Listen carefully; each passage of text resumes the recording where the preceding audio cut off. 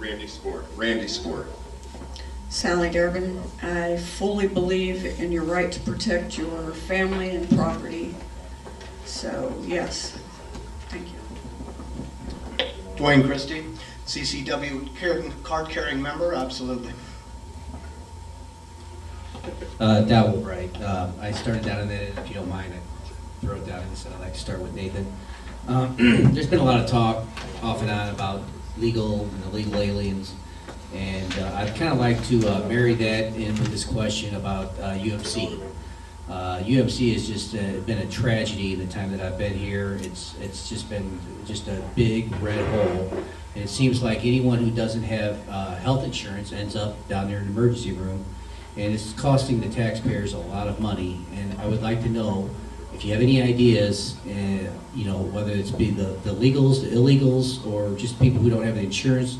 What can we do with this this UMC problem? Thank you. Nathan Santucci. Yeah, I think we're all really concerned about that. I think that kind of spans the political spectrum. There's a lot of people on both sides that are really concerned. For people that are coming here and not really paying any sort of income tax, getting these services, quite possibly not allowing other people to come in, maybe lower income people that are here illegally, taking services away from them. I would actually support less regulations in the medical community to reduce prices.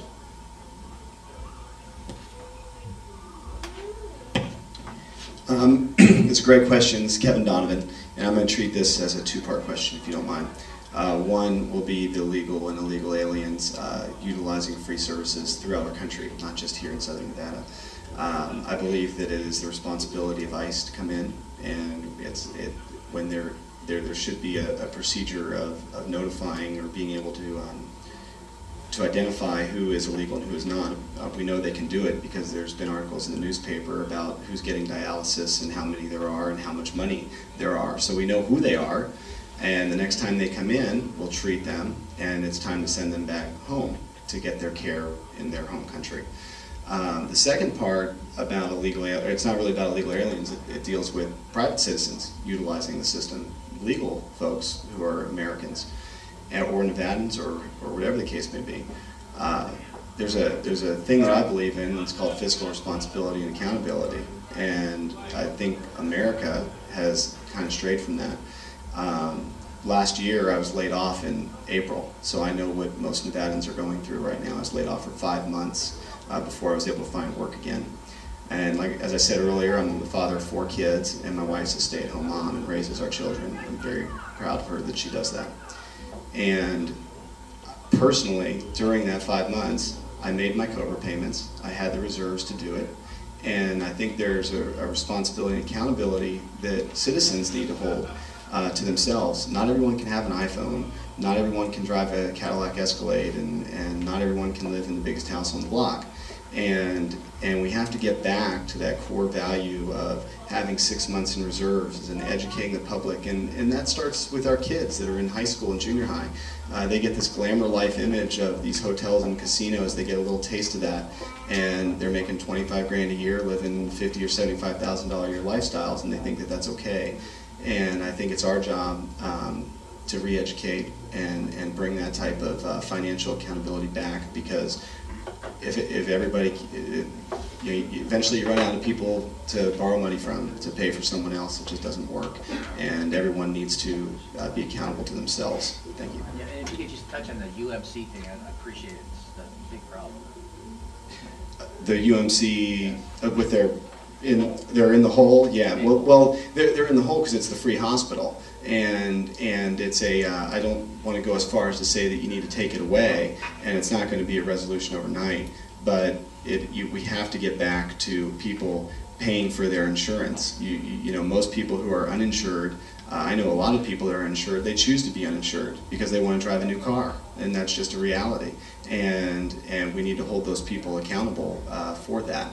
And if that's treating them, and then, because that's what the law says that we have to do, you go to the hospital and you get treated.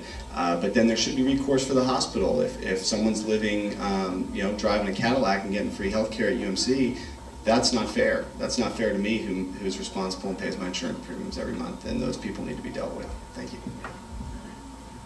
I think we need to remember the illegal part of illegal aliens.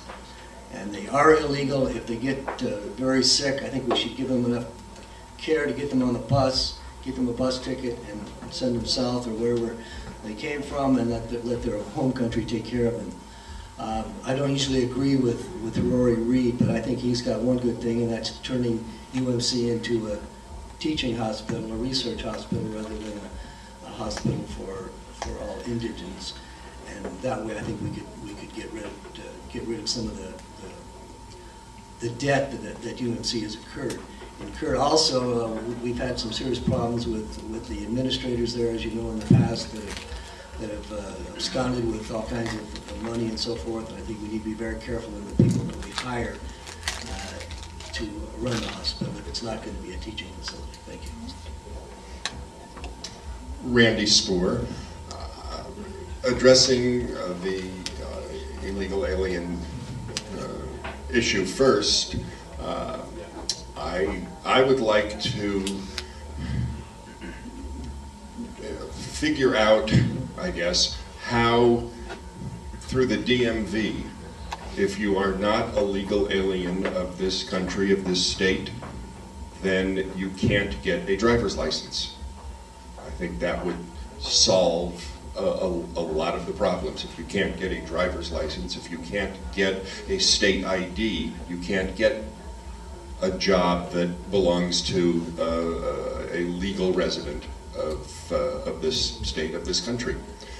Addressing UMC specifically, one of the biggest problems at UMC is not the treating of people who don't have the ability to pay. It's UMC's inability to collect from the insurance companies, from the people that are